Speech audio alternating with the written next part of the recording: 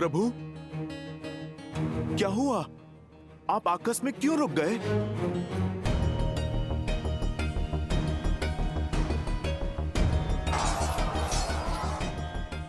चलिए भैया।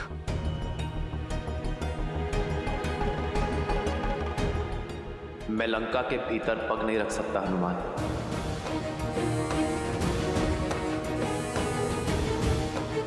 मैं लंका के इस द्वार की मर्यादा भंग कर सकता, परंतु मेरी मर्यादा नहीं। कौन सी मर्यादा भैया?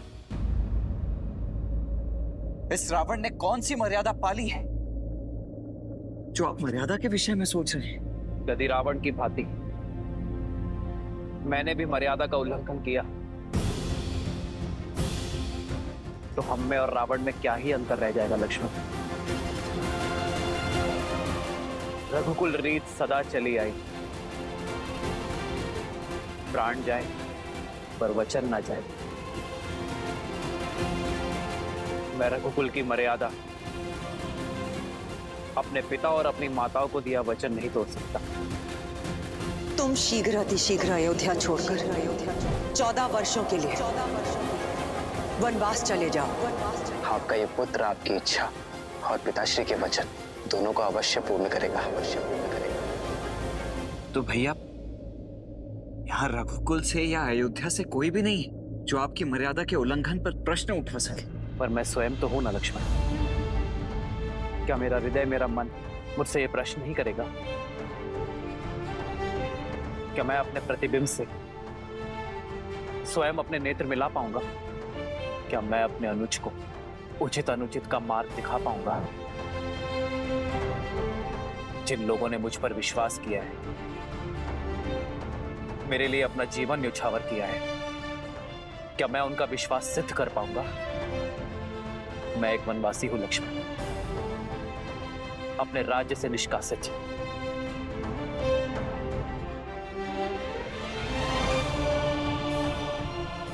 और एक वनवासी किसी का घर, किसी के नगर में प्रवेश नहीं कर सकता। यह युद्ध मर्यादा से लड़ा जा रहा है लक्ष्मण, मर्यादा के लिए लड़ा जा रहा है। फिर उसमें मैं अपने दिए हुए वचन की मर्यादा का उल्लंघन कैसे कर सकता? मेरा लंका में प्रवेश करने का प्रश्न ही नहीं उठता।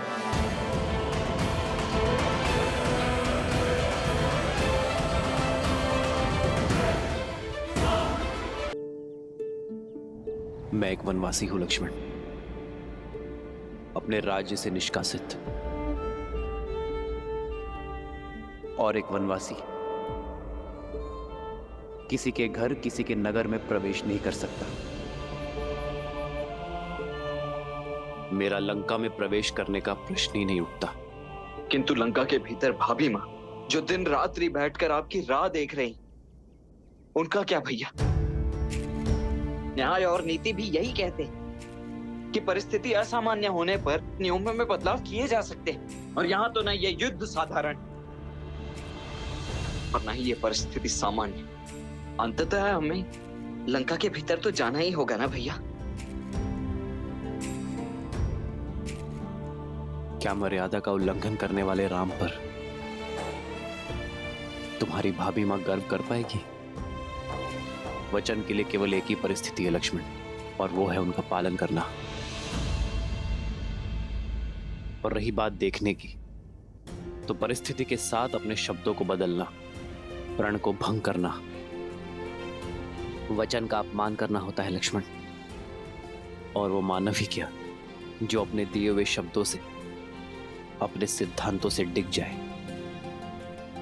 इस वचन के साथ केवल मेरा ही नहीं, माता कैकेयी का भी मान जुड़ा हुआ है लक्ष्मण। और मैं किसी भी परिस्थिति में उनके सम्मान को घटने नहीं दे सकता। तो तब तक इस विरह में उठती उस तड़प का क्या भैया, जिसमें दिन रात आप और भाभी मां दोनों जल रहे हैं? उस चिंता का क्या?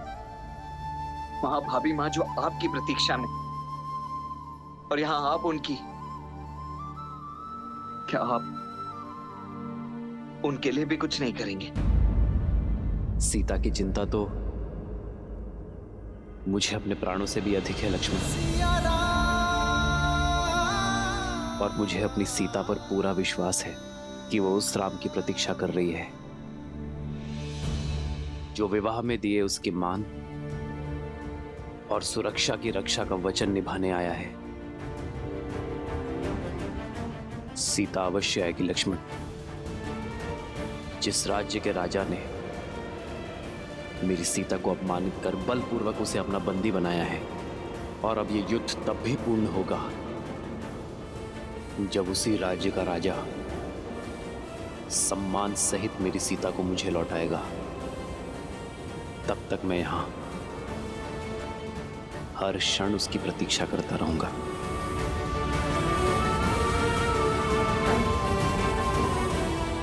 सीता लंका में बंदी बनकर आई थी, किंतु बाहर एक रानी बनकर आएगी।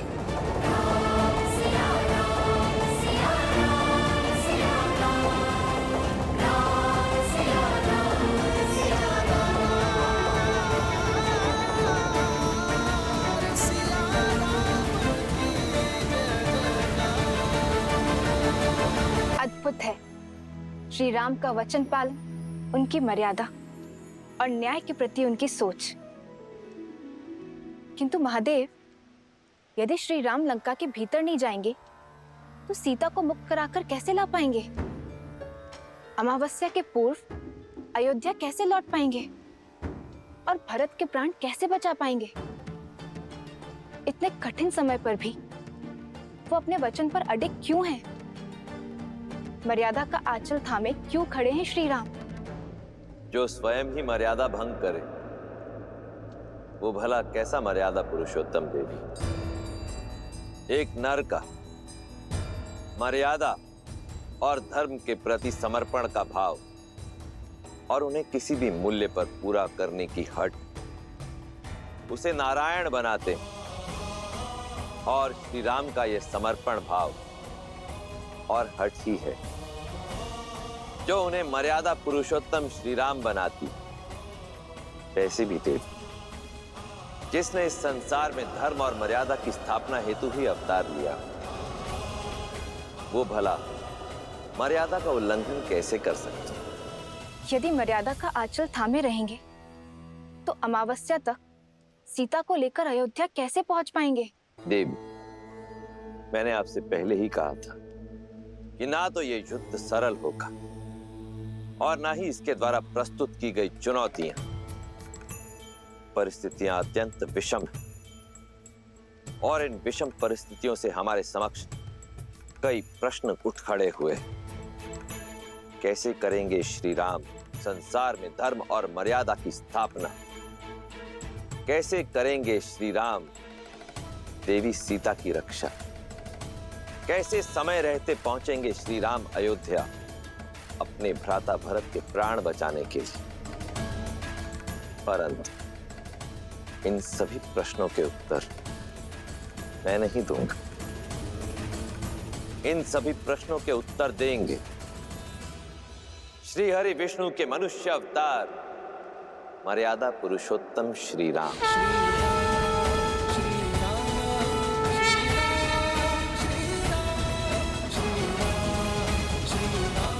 हनुमान में लंका की सीमा में प्रवेश नहीं कर सकता, किंतु सीता के प्रति मेरा विश्वास हर सीमा लांघेगा। सीता को ज्ञात होना चाहिए हनुमान कि अमावस्या से पूर्व मैं उसे लेकर अयोध्या लौटूंगा। मेरी हर श्वास उससे मिलन की प्रतीक्षा कर रही है। प्रभु, माता तक आपका संदेश अवश्य पहुंचेगा। किंतु कैसे प्रभु?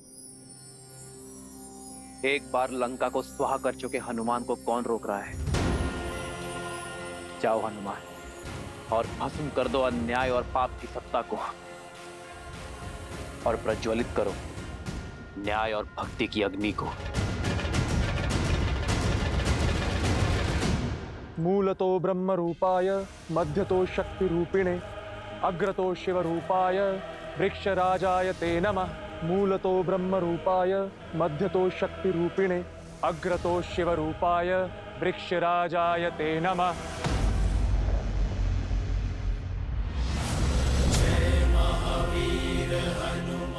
भागो भागो।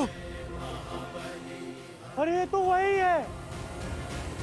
फिर आ गया हाहाकार मचाने। भागो, प्राण बचाओ, हनुमान आ गया है, भागो। अरे अरे, डरो मत, वानर हूँ, राक्षस नहीं। तुम लोगों ने पहले भी तो बांधा था मुझे। आओ आओ, मुझे फिर से बांध लो। मेरी पूंछ में अग्नि नहीं लगाओगे? अरे आओ।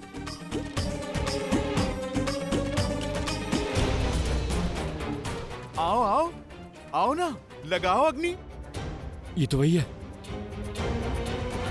जिसने मेरे भाई निकुंभ की। नहीं, इससे बैर लेना उचित नहीं है। अरे अरे, ये तो कतई ठीक नहीं है। मैं पिछली बार आया था तब तो तुम लोगों ने मेरा बड़ा ही राजसी स्वागत किया था। कुछ नहीं करोगे?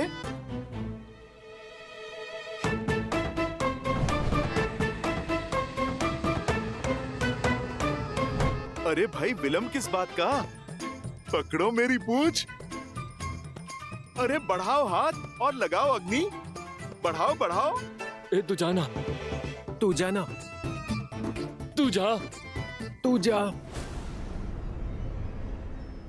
अरे भाई, ये तो बुरी बात है ना। मैं मित्र बनकर बात कर रहा हूँ, तुम प्रहार करने आगे बढ़ रहे हो।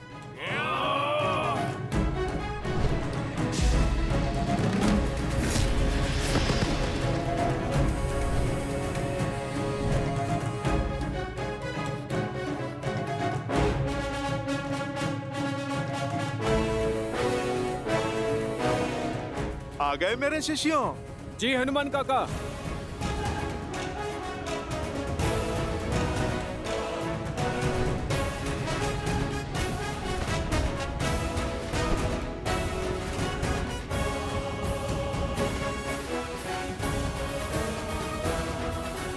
अरे, तुम तो बड़े विचित्र हो।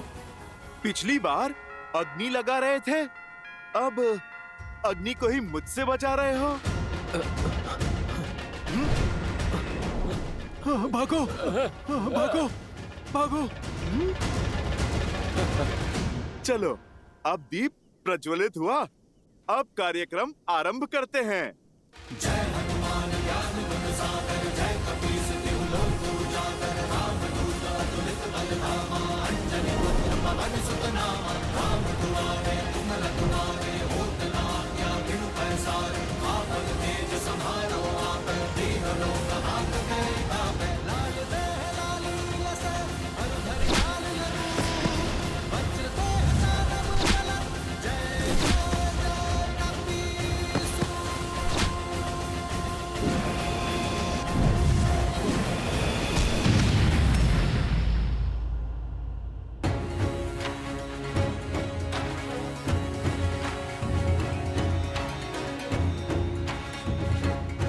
मैं लंका में प्रवेश नहीं कर सकता,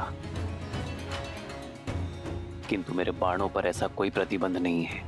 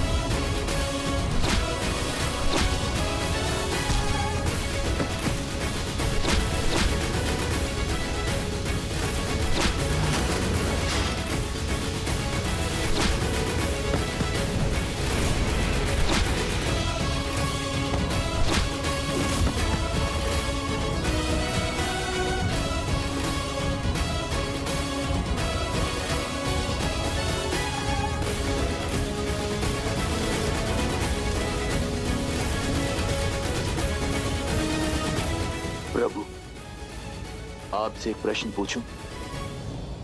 मुझे आप पर पूर्ण विश्वास है, किंतु एक बार लंका जल चुकी है, पुनः जलाने से क्या लाभ होगा? मेरा अर्थ है, इस निर्णय के पीछे अवश्य ही कोई गहरा कारण होगा, कोई युक्ति होगी। मैं आपकी जिज्ञासा शांत तो कर दूंगा विभीषण, किंतु मेरे निर्णय का कारण आपके दुख का कारण हो सकता है। क्या आप अब भी जानना चाहते हैं? क्या कहा तुमने? एक बार फिर? ये मरकट हर सीमा लांघ रहे हैं।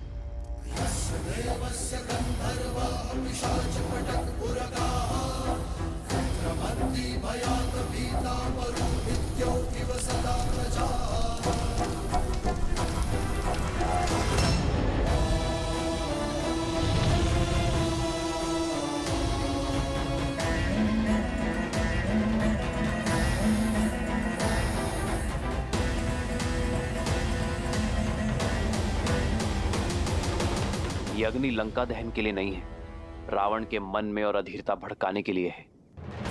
जब व्यक्ति अधीर हो जाता है तो उसके विवेक पर विकार हावी हो जाता है, उसके सोचने की शक्ति क्षीण हो जाती है, और मैं चाहता हूं रावण इस युद्ध की सबसे बड़ी भूल करे, शीघ्र अतिशीघ्र करे। कैसी भूल प्रभु? मैं कुछ समझा नहीं। कुंभकर्ण, आप ही ने सूचना दी थी ना? रावण के पास ब्रह्मास्त्र से भी बड़ा अस्त्र है। कुंभकर्ण, जो अभी निद्रा में है, यदि वो 2 दिन तक और सोता रहा, अपनी निद्रा पूर्ण कर ली, तो उसे मिले वरदान के अनुसार वो अगले 6 माह तक अजय और अमर होगा। उसे युद्ध में पराजय करना असंभव होगा विभीषण। हमारे पास इतना समय नहीं है विभीषण। रावण को इस बात का ज्ञात है, इसीलिए वो 2 दिन बीतने की प्रतीक्षा कर रहा है, हमें व्यस्त करने का प्रयास कर रहा है, किंतु मैं ये होने नहीं दूंगा। मेरी ये युक्ति रावण के धैर्य का बांध तोड़ उसे अधीर बनाकर कुंभकर्ण को जगाने के लिए विवश कर देगी। विभीषण, मैं जानता हूं आपके भाई के लिए आपका हृदय विचलित है, किंतु यह संहार आवश्यक है धर्म की स्थापना के लिए। लंका के द्वार से राम, लक्ष्मण और उनकी सेना आक्रमण कर रही है। लंका के भीतर ये वानर उत्पात मचा रहे हैं। हमारी सेना दोहरे आक्रमण के लिए सज्ज नहीं। समस्या विकराल है महाराज। शीघ्र, अतिशीघ्र समाधान खोजना होगा। समाधान एक ही है महाराज, युवराज इंद्रजीत। और वो देवी निकुंभला के अनुष्ठान में लगा है। उसका अनुष्ठान कहां तक पहुंचा? अभी वो वट वृक्ष की पूजा संपन्न कर रहे हैं। उसके पश्चात ही युवराज निकुंभला देवी की पूजा आरंभ करेंगे महाराज। ब्रह्मदेव, इस वट वृक्ष की पूजा संपन्न हुई। अब आपके दिए वरदान के अनुसार मैं देवी निकुंभिला का आह्वान करने हेतु सज्ज हूं। अपने आशीर्वाद के फलीभूत होने का आशीर्वाद दीजिए ब्रह्मदेव, क्योंकि निकुंभिला देवी की पूजा संपन्न होने के पश्चात इस समस्त संसार में मुझे कोई पराजित नहीं कर पाएगा। अजय हो जाऊंगा मैं सदा सदा के लिए। अग्रतो शिव रूपाय वृक्षराजाय ते नमः।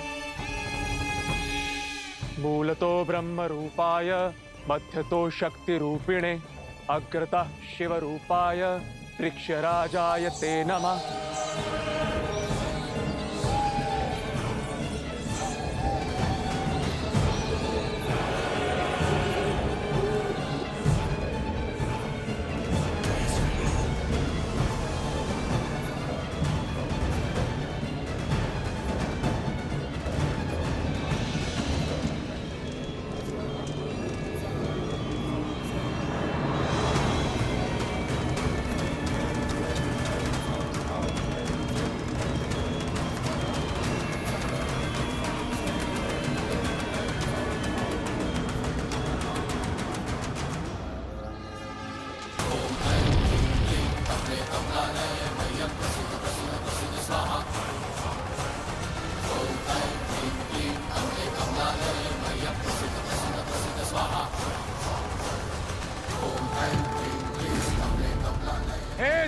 निकुंबिला,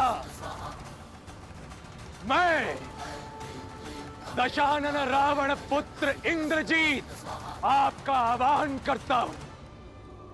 आपसे अजय रथ और शक्ति अस्त्र मांगता हूं और यह आशीर्वाद चाहता हूं कि आपके शक्ति अस्त्र से मैं उन वनवासियों के जीवन का अंत स्वयं अपने हाथों से लिख सकूं।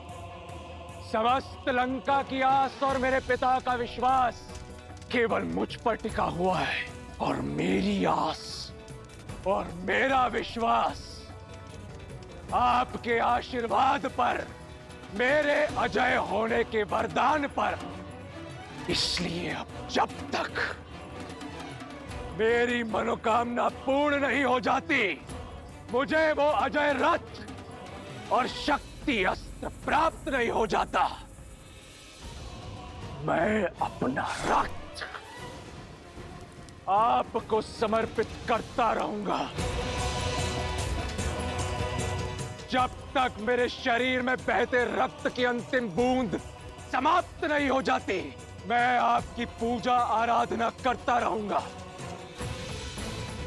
ओम निकुंबलाय नमः, ओम निकुंबलाय नमः, ओम ह्रीम झूम सा, ओम भूर्भुवः स्वाहा।